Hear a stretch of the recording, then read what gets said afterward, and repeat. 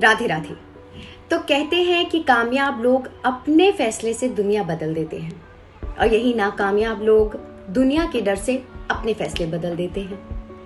इस बात में उतनी ही सच्चाई है जितनी सच्चाई से आप अपने जीवन को देखते हैं।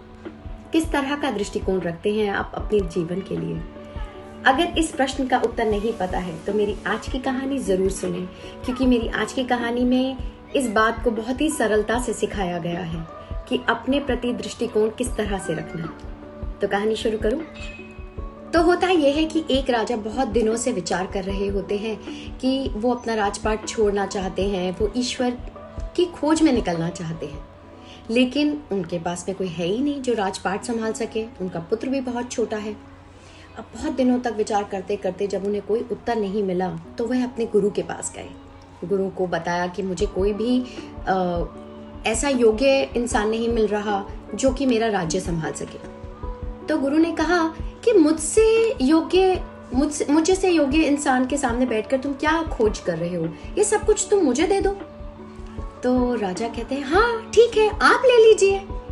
तो राजा कहते हैं कि फिर अब बताओ तुम क्या करोगे? तो राजा कहता है कि मैं अपनी संपत्ति से थोड़ा धन लूंगा और अपना जीवन अच्छे से व्यतीत करूंगा, ईश्वर में ही लीन हो जाऊंगा। अब गुरु कहते हैं वो सब तो अब मेरा है, वो सारी संपत्ति तो मेरी है, मैं तुम्हें कुछ नहीं दूंगा। तो वो राजा कहता है ठीक है, आप मत दे, आप बिल्कुल सही कह रहे हैं, आपका है। मैं कोई छोटी मोटी नौकरी कर लूंगा जिससे मैं थोड़ी सी धनराशि कमा सकूं और अपना जीवन व्यतीत कर सकूं। तो गुरु कहते हैं कि तुमको नौकरी चाहिए? कहते हैं हाँ। तो कहते हैं कि तुम मेरे यहाँ पे नौकरी कर दो, मैं तुम्हें अच्छी नौकरी दे दूंगा। अब राजा खुश हो जाते, कहते हैं मुझे कोई भी नौकरी चलेगी, छोटी मोटी भी चलेगी। तो गुरु कहते हैं ठीक है, मेरे राज्य में राजा की नौकरी खाली है, मैं चाहता हूं कि तुम अच्छे से राजा बनो और जो महीने की आखिरी में मैं तुम्हें धनराशि दे दिया करूंगा। अब राजा बहुत खुश होकर अब राजा बन जाते हैं, असली के राजा बन जाते हैं।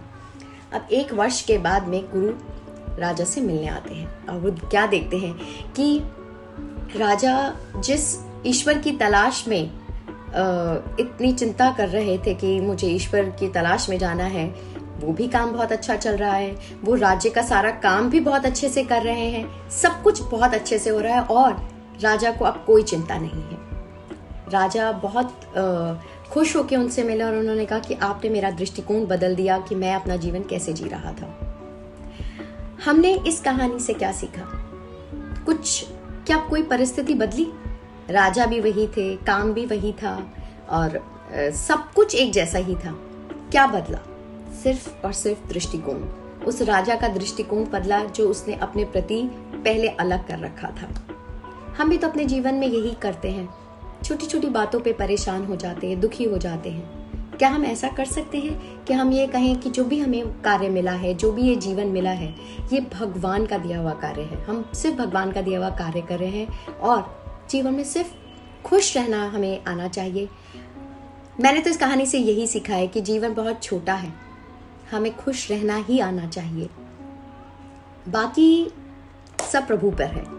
और अगर हम ये जो जीवन है इसको खुश रहकर सेलिब्रेट कर कर हम जिए तो कोई भी परिस्थिति आए या कोई भी कठिनाइयाँ आए वो हम यूं बदल सकते हैं, क्योंकि हम अपना दृष्टिकोण बदल रहे हैं। कामयाब लोग जो होते हैं वो इसी तरह से देखते हैं, वो अपने काम को ही सब कुछ मान लेते हैं, अपने काम में ही खुशियाँ ढूंढते हैं। वो ऐसा नहीं सोचते कि उफ ये काम है, बहुत काम है, नहीं, वो उसी काम में खुशियाँ ढूंढते हैं। क्या आप अपने काम में खुशियाँ ढूंढ रहे हैं? अगर ढूंढ रहे हैं तो वही काम बेहतर है और आपको कामयाब होने से कोई नहीं रोक सकता। और अगर आप अपने मन का काम नहीं कर रहे हैं, कहीं ना कहीं दुखी हैं, तो सोचिए कि आप किस काम को कर कर खुश रहेंगे, क्योंकि खुशी असली वही है। आशा करती हूँ आपको ये कहानी अच्छी लगी होगी और अच्छी लगे तो मुझे जरूर बताएं। धन्यवाद। जय हिंद।